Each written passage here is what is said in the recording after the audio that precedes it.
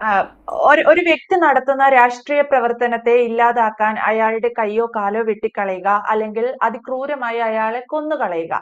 അതിന് ഇന്ന് 2025 എത്തി നിൽക്കുമ്പോൾ അതിന് ചില രാഷ്ട്രീയ പ്രവർത്തകർ പറയുന്നത് അവർ രാഷ്ട്രീയ പ്രവർത്തനത്തിൽ ഏർപ്പെട്ട ആളുകളാണ്, കൊലപാതകികളോ അല്ലെങ്കിൽ അക്രമകാരികളോ അല്ല എന്നാണ്. പലതരത്തിലും പല വിധത്തിലുള്ള ന്യായീകരണങ്ങൾ നമ്മൾ കണ്ടിട്ടുണ്ട് സർ, രാഷ്ട്രീയ കൊലപാതകങ്ങളിൽ, അക്രമ രാഷ്ട്രീയത്തിലൊക്കെ. പക്ഷേ കെ ശൈലജയുടെ കഴിഞ്ഞ ദിവസത്തെ സദാനന്ദൻ മാസ്റ്ററുടെ പ്രതികളെ കുറിച്ച് നടത്തിയ പരാമർശം ഒരു വിധത്തിലും രാഷ്ട്രീയ കേരളത്തിൽ നമുക്ക് അംഗീകരിക്കാൻ സാധിക്കുന്ന ഒന്നല്ല എന്ന് വേണം കരുതാൻ. സാറിന്റെ ഒരു അഭിപ്രായം എന്താണ്? അത് ശരിയാണ് നീതു. നമ്മള് സാധാരണ രാഷ്ട്രീയക്കാരെ, കക്ഷികളെ, നേതാക്കന്മാരെയോ ഒക്കെ കാണുന്നത് പോലെയല്ല കെ ശൈലജ ടീച്ചറെ കണ്ടിട്ടുള്ളത്. ഇത്രയും CPM-ന്റെ കേന്ദ്ര കമ്മിറ്റി അംഗമാണ്, കേന്ദ്ര കമ്മിറ്റി മെമ്പറാണ്, 2 തവണ MLA ആയിട്ടുള്ള ആളാണ്, 1 തവണ സംസ്ഥാനത്ത് മന്ത്രിയുമായിരുന്നു. വളരെ മാതൃകാപരമായ പ്രവർത്തനം കാഴ്ചവെച്ചിട്ടുള്ള ഒരു വനിതാ നേതാവാണ് ശ്രീമതി ശൈലജ ടീച്ചർ. അവർ കുറെ കാലം അധ്യാപികയുമായിരുന്നു. അതിൻ്റെതായ എല്ലാ മെച്ചൂരിറ്റിയും പാകതയും രാഷ്ട്രീയ പാരമ്പര്യം, അവരുടെ ആ ഒരു പാരമ്പര്യം സൂക്ഷിച്ചുകൊണ്ട് തന്നെ അവരെല്ലാ കാര്യങ്ങളും ഇടപെടാറുള്ളായിരുന്നു, സംസാരിക്കാറുള്ളായിരുന്നു. മാറ്റി നിർത്തിയപ്പോഴും, ഈ 2ാം മന്ത്രിസഭയിൽ നിന്ന് മാറ്റി നിർത്തിയപ്പോഴും, പിണറായി സർക്കാരിന്റെ 2ാം മന്ത്രിസഭയിൽ നിന്ന് മാറ്റി നിർത്തിയപ്പോഴും ഒരു പ്രതിഷേധങ്ങളോ കാര്യങ്ങളോ അവരുടെ ഭാഗത്തുനിന്നും ഉണ്ടായില്ല. വളരെ അച്ചടക്കമുള്ള ഒരു പ്രവർത്തകയാണ്.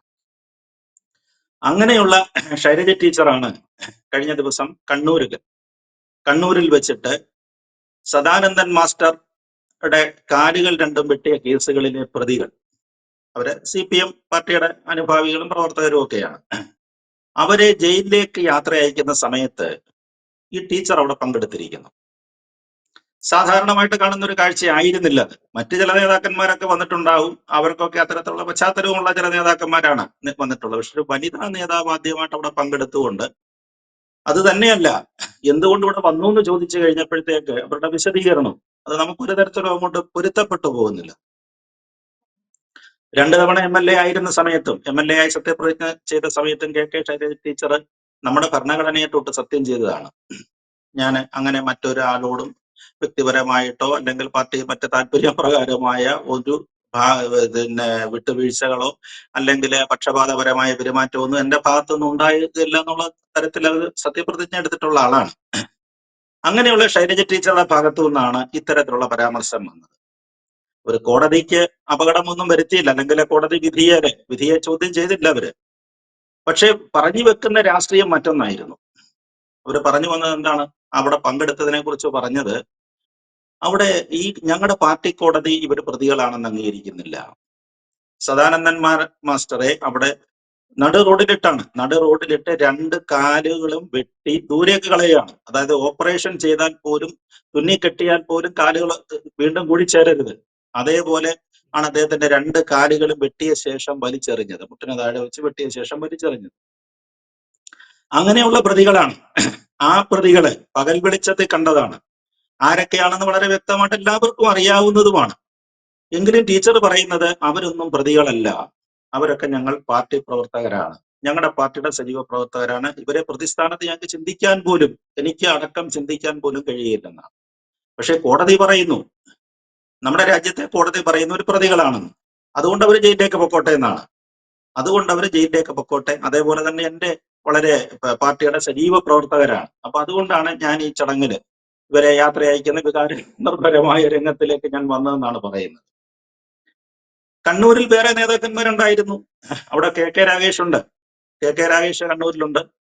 അതേപോലെ തന്നെ ജയരാജൻ, MV ജയരാജൻ മാസ്റ്റർ അവിടെ ഉണ്ട്. MV ജയരാജൻ അവിടെ ഉണ്ടായിരുന്നു. ജയരാജൻ ഇപ്പൊ സ്ഥലത്തില്ലായിരുന്നു എന്നാണ് പറയുന്നത്. അത് ഉണ്ടായിരുന്നെങ്കിൽ ഞാൻ ഇവിടെ വന്നേനെ എന്നാണ് അദ്ദേഹം പറയുന്നത്. ഇതിലൊക്കെ പുറമേ ആയിട്ടാണ് സാക്ഷാൽ MV രാഘവന്റെ മകൻ MV നികേഷ് കുമാറും കണ്ണൂരിലുണ്ടായിരുന്നു. അദ്ദേഹം ഇപ്പൊ ജില്ലാ കമ്മിറ്റി മെമ്പറാണല്ലോ, ജില്ലാ കമ്മിറ്റിയിലേക്ക് നോമിനേറ്റഡ് മെമ്പറോ എന്തോ അങ്ങനെ ഒരു സ്ഥാനം അദ്ദേഹത്തിനുണ്ട്. അപ്പൊ CPM-ന്റെ സമുന്നതരായ പുരുഷ നേതാക്കന്മാര് എല്ലാവരും ആ സ്ഥലത്തുണ്ടായിരിക്കെ അവരാരും അവിടേക്ക് പോയില്ല, അവരാരെയും നമ്മൾ കണ്ടില്ല. സ്വാഭാവികമായിട്ടും അവരറിഞ്ഞിരുന്നെങ്കിൽ അവർ പോകുമായിരുന്നു എന്നുള്ളത് നമുക്ക് അറിഞ്ഞുകൂടാ. എന്തായാലും അവരാരും പോകാത്തൊരു സ്ഥാനത്തേക്കാണ് ശൈലജ ടീച്ചർ പോയത്. അപ്പൊ എന്തെങ്കിലും കാര്യം ഉണ്ടാകും, എന്തെങ്കിലും ഒരു കാര്യമോ കാരണമോ അവിടെ ഉണ്ടാകും. എന്നുള്ളതൊക്കെ അന്വേഷിച്ച് വന്നു കഴിഞ്ഞപ്പോൾ ഇപ്പൊ രാഷ്ട്രീയ വൃത്തങ്ങളിൽ അറിയുന്ന ചില സൂചനകൾ എന്ന് പറയുന്നത് ശൈലജ ടീച്ചർ രണ്ടാം ഊഴക്കാരിയാണ്. നിയമസഭാ തെരഞ്ഞെടുപ്പില് ആദ്യം അവര് കൂത്തുപറമ്പിൽ നിന്നാണ് മത്സരിച്ച് വിജയിച്ചത്. കൂത്തുപറമ്പ് മണ്ഡലത്തിൽ അവര് ഒരു 12,000 13,000 വോട്ടുകൾക്കാണ് അവർ ജയിച്ചത്. പാർട്ടിയുടെ വലിയ കോട്ടയായ സ്ഥലമാണ്. പക്ഷേ മാർജിൻ 15 താഴെയാണെന്നാണ് എനിക്ക് തോന്നുന്നത്. പക്ഷെ രണ്ടാമത് മട്ടന്നൂരിൽ വന്നു കഴിഞ്ഞപ്പോഴത്തേക്ക്, മട്ടന്നൂർ പാർട്ടി കോട്ടയാണല്ലോ, പാർട്ടി കോട്ടയാണ്. അങ്ങനെയുള്ള മട്ടന്നൂർ അസംബ്ലി മണ്ഡലത്തില് കേരള നിയമസഭയുടെ ചരിത്രത്തിലെ വലിയ ഭൂരിപക്ഷം സാധാരണ മുസ്ലിം ലീഗിന്റെ MLA-മാർക്ക് കിട്ടുന്ന ഭൂരിപക്ഷമാണ്. അങ്ങനെയുള്ള വലിയ ഭൂരിപക്ഷം 60,000 65,000 68,000 വോട്ടിന്റെ ഭൂരിപക്ഷത്തിനാണ് അവർ ആ മണ്ഡലത്തിൽ നിന്ന് ജയിക്കുന്നത്. പാർട്ടിക്ക് വളരെ അടിത്തറയുള്ള ഒരു മണ്ഡലമാണ്. അപ്പൊ 2 തവണ മത്സരിച്ചു. അതേപോലെ തന്നെ വടകര പാർലമെന്റ് മണ്ഡലത്തിലും അവരെ സ്ഥാനാർത്ഥിയാക്കി പ്രാവശ്യം. അപ്പൊ 2 അസംബ്ലി, 1 പാർലമെന്റ്. CPM-ന്റെ ഇപ്പോഴത്തെ കണക്കനുസരിച്ച് മൂന്നാമതൊരു ചാൻസ് ഇനിയും ഇല്ല. അങ്ങനെയാണ് അവരുടെ ഭരണഘടന, അവരുടെ നിയമങ്ങൾ, അങ്ങനെ പാർട്ടി ചട്ടങ്ങൾ അങ്ങനെയാണ്. 2 തവണയിൽ കൂടുതലായിട്ട് ചാൻസ് കൊടുക്കുകയില്ല മത്സരിക്കുന്നതിനായിട്ട്. അപ്പൊ കണ്ണൂർ ജില്ലയിൽ നിന്ന് ചുരുക്കത്തിൽ ശൈലജ ടീച്ചർക്ക് ഇനി നിയമസഭയിലേക്ക് മത്സരിക്കാൻ സാധിക്കുകയില്ല. അതിന്റെ ഒരു സൂചന കൃത്യമായിട്ട് വന്നു കഴിഞ്ഞു. ഇനിയിപ്പോ അത് പ്രത്യേകിച്ച് എടുത്ത് പറയേണ്ട കാര്യങ്ങളുമില്ല. പക്ഷെ അവിടെ ധർമ്മടം മണ്ഡലത്തില് അങ്ങനെയല്ല. മുഖ്യമന്ത്രി ജയിച്ചിരിക്കുന്ന ധർമ്മടം മണ്ഡലത്തിൽ അങ്ങനെയല്ല. അദ്ദേഹത്തിന് അത്തരം പരിഗണനകളൊന്നും വേണ്ട. അദ്ദേഹത്തിന് ഒഴിവ് കൊടുക്കുകയാണ്. വലിയ മുതിർന്ന നേതാവെന്ന നെട്ടയിലും അതേപോലെ തന്നെ അടുത്ത മുഖ്യമന്ത്രി, മൂന്നാമത്തെ മുഖ്യമന്ത്രി സ്ഥാനാർത്ഥി എന്നുള്ള മട്ടിലും പിണറായി വിജയന് മാത്രമേ ഒഴിവുണ്ടാകത്തുള്ളൂ. ശൈലജ ടീച്ചർക്ക് സാധ്യതയില്ല. അത് വളരെ ക്ലിയറായി. പിന്നെ ശൈലജ ടീച്ചറെ എന്ത് ചെയ്യും? ഒരേപോലെ വളരെ അംഗീകാരം, ഈ കഴിഞ്ഞ തവണ 2ാം തവണ കേരളത്തിന്റെ മുഖ്യമന്ത്രി ആകുമെന്നൊക്കെ അവരെ പ്രഖ്യാപിച്ച്, അല്ലെങ്കിൽ അത്തരത്തിൽ പ്രവർത്തന മികവ് കാണിച്ച മന്ത്രിയാണ് അവർ. അവരെ ഇനി പാർട്ടി പ്രവർത്തനത്തിന് വിടുകയേ മാർഗമുള്ളൂ. പാർട്ടിയുടെ പ്രത്യേകിച്ച് കണ്ണൂര് കേന്ദ്രീകരിച്ച്, കണ്ണൂരിലാണല്ലോ CPM-ന്റെ നമ്മൾ ഈ പറഞ്ഞതുപോലെ വളരെ ശക്തനായ നേതാക്കന്മാർക്ക് അവർക്ക് ഏറ്റവും അടിത്തറയുള്ള സ്ഥലങ്ങളും അവിടെ തന്നെയാണ്. അപ്പൊ പാർട്ടി പ്രവർത്തനത്തിലേക്ക് ശൈലജ ടീച്ചറെ നീക്കുന്നതിന്റെ ഭാഗമായിട്ടാണോ, അതിന്റെ ചില സൂചനകളാണോ? ഇനിയും വലിയ താമസമില്ല. പഞ്ചായത്ത്, ലോക്കൽ ബോഡി തെരഞ്ഞെടുപ്പും അസംബ്ലി തെരഞ്ഞെടുപ്പും ഒക്കെ വരികയാണ്. അതിന്റെ ഭാഗമായിട്ട് വേണം നമ്മൾ ഇതിനെ കാണാമെന്നാണ് എനിക്ക് തോന്നുന്നത്. അല്ലാതെ വെറുതെ അങ്ങനെ പോകില്ല. ഒരു കാരണവശാലും വളരെ ശൈലജ ടീച്ചറെ പോലെ ഉള്ള ഒരാൾ പോകുമെന്ന് നമുക്ക് അങ്ങനെ സംശയിക്കാൻ കഴിയുകയില്ല. ഈ സംവിധാനത്തിലേക്ക്, പാർട്ടി സംവിധാനത്തിലേക്ക് പോവുകയാണെന്നുണ്ടെങ്കിൽ, പാർട്ടിയുടെ പ്രവർത്തനങ്ങളിലേക്കാണ് ടീച്ചറെ മാറ്റുന്നതെങ്കിൽ, അടുത്ത തവണ അതിനൊരു മുൻകരുതലാണ്. മുൻകരുതൽ കൂടെ കണക്ക്, വെറുതെ അങ്ങനെ മാറ്റുന്നതല്ല. ടീച്ചറെ പോലെ ആളുടെ അങ്ങനെ മാറ്റുന്ന, കണ്ണൂരിലെ പ്രവർത്തനങ്ങൾ കണ്ണൂർ കേന്ദ്രീകരിച്ച് പ്രവർത്തിക്കാൻ പറയുന്നു എന്ന് പറയുന്നെങ്കിൽ അതിനകത്തൊരു കാരണമുണ്ട് പാർട്ടിക്ക്. എനിക്ക് തോന്നുന്നത് സദാനന്ദൻ മാസ്റ്റർ തന്നെയാണ് അതിന്റെ ഒരു ഘടകമായിട്ട് വരാൻ പോകുന്നതെന്ന് തോന്നുന്നു. ഇപ്പം രാജ്യസഭയിലെ ജോൺ ബ്രിട്ടാസ് അടക്കമുള്ള CPM അല്ലെങ്കിൽ CPI MP-മാരുടെ എല്ലാ വാദങ്ങളെയും, അവിടെ കേരളത്തിൽ മുഴുവൻ രാഷ്ട്രീയ കൊലപാതകങ്ങളാണ് നടക്കുന്നത് എന്ന് പറഞ്ഞ് BJP-ക്കെതിരെ നടക്കുന്ന എല്ലാ ആക്രമണങ്ങളെയും ഫലപ്രദമായി തടുക്കുന്നതിനായിട്ടാണ് സദാനന്ദൻ മാസ്റ്ററെ രാജ്യസഭയിലേക്ക് നോമിനേറ്റ് ചെയ്തതെന്നാണ് കേരളം വിശ്വസിക്കുന്ന ഒരു കാര്യം. അത് സത്യവുമാണ്. മാസ്റ്ററെ എഴുന്നേപ്പിച്ച് നിർത്തി കഴിഞ്ഞാൽ പിന്നെ വേറെ അതിനപ്പുറത്തൊരു തെളിവ് വേണ്ടായല്ലോ.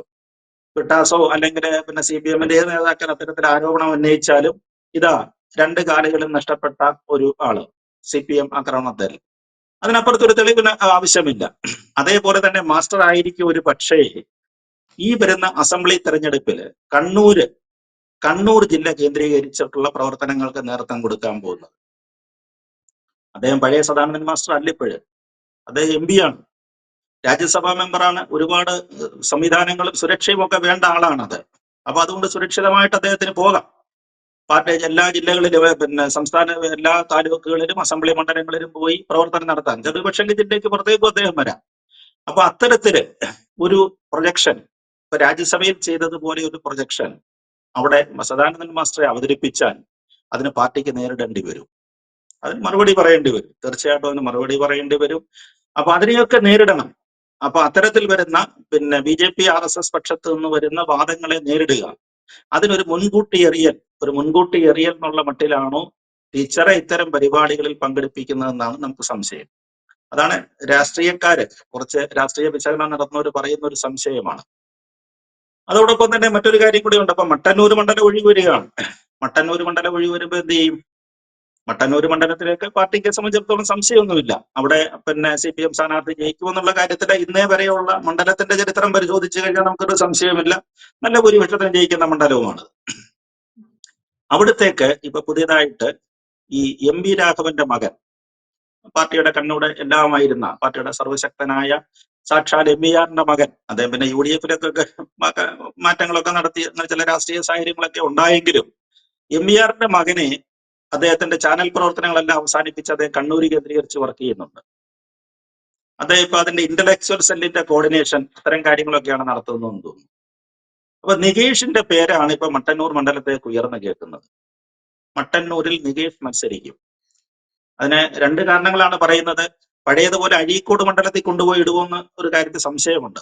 ഇപ്പൊ KM ഷാജിയെ പോലെയുള്ള സ്ഥാനാർത്ഥികളാണ് അവിടെ മത്സരിക്കുന്നതെങ്കിൽ അവർ കൊണ്ടല്ലേ നമ്മൾ പറഞ്ഞില്ല, കിണറ്റിലും കുളത്തിലും ഒക്കെ ചാടി എന്തെല്ലാം കലാപരിപാടികളൊക്കെ ചെയ്തിട്ടും നികേഷ് അവിടെ പിടിച്ചു നിൽക്കാൻ പറ്റിയില്ല. പഴയ MVRന്റെ തട്ടകങ്ങളാണ് ഇതൊക്കെ ആലോചിച്ച് നോക്കണം. അവിടെ അദ്ദേഹത്തിന്റെ മകന് പിടിച്ചു നിൽക്കാൻ പറ്റിയില്ല. അതവിടെ ചെറിയ മാർജിനിലൂടെ തോക്കുക ചെയ്തത്. അതുമല്ല, പിന്നെ നികേഷ് കുമാറിനെ ഒരു പക്ഷേ ജില്ല മുഴുവൻ ഇടങ്ങി നടന്ന് പ്രചരണം നടത്തേണ്ടിയും വരും. ഒരു സ്റ്റാർ ആണല്ലോ അദ്ദേഹം, തീർച്ചയായിട്ടും ഒരു സ്റ്റാർ വാല്യൂ ഉള്ള ആളാണ് അദ്ദേഹം.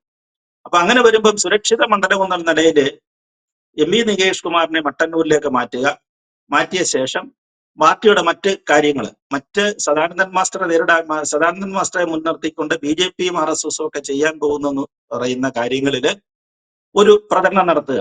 അത് നേരത്തെ തന്നെ ആരംഭിക്കാനുള്ള ചില സൂചനകളൊക്കെ വന്നിട്ടുണ്ട്. അപ്പൊ അതിന്റെ ഭാഗമായിട്ടാണ്. അതല്ലാതെ ഈ ശൈലജ ടീച്ചറെ പോലെയുള്ള ഒരാള് അങ്ങനെ പെട്ടെന്ന് ഓടിച്ചെന്നിട്ട് ഈ ചടങ്ങിൽ പങ്കെടുത്താണെന്ന് വിശ്വസിക്കാൻ രാഷ്ട്രീയം അറിയാവുന്ന ആർക്കും സാധ്യമാകുമെന്ന് എനിക്ക് തോന്നുന്നില്ല. തീർച്ചയായും. എന്തായാലും KK ശൈലജ ടീച്ചർ വീണ്ടും കണ്ണൂരിൽ സജീവ രാഷ്ട്രീയ പ്രവർത്തനത്തിൽ ഇടപെടുന്നു, അല്ലെങ്കിൽ ഒരു അക്രമ രാഷ്ട്രീയത്തിൽ പ്രതികൾ എന്ന മുദ്ര കുത്തപ്പെട്ടവരെ കാണാൻ, അവർ ജയിലിലേക്ക് പോകുമ്പോൾ യാത്രയാക്കാൻ എത്തുന്നു എന്നൊക്കെ പറയുമ്പോൾ നമുക്ക് തോന്നുന്നത് വരാൻ പോകുന്ന തിരഞ്ഞെടുപ്പിൽ ശൈലജ ടീച്ചറും ഉണ്ടായേക്കാം എന്നുള്ള സൂചനകളാണ് ലഭിക്കുന്നത്. അപ്പോഴും ടീച്ചർ പറഞ്ഞ ചില പ്രസ്താവനകൾ, അല്ലെങ്കിൽ അവരെ യാത്രയാക്കിക്കൊണ്ട് അവർ ജനനന്മയ്ക്കായി രാഷ്ട്രീയ പ്രവർത്തനം എന്നൊക്കെ ടീച്ചർ പറഞ്ഞിരുന്ന വാക്കുകളാണ് രാഷ്ട്രീയ കേരളത്തിന് അംഗീകരിക്കാൻ, രാജഗോപാൽ സാർ പറഞ്ഞതുപോലെ നമുക്ക് അംഗീകരിക്കാൻ അല്പം ബുദ്ധിമുട്ട് തോന്നുന്നത് വ്യക്തമാണ്. Thank you sir.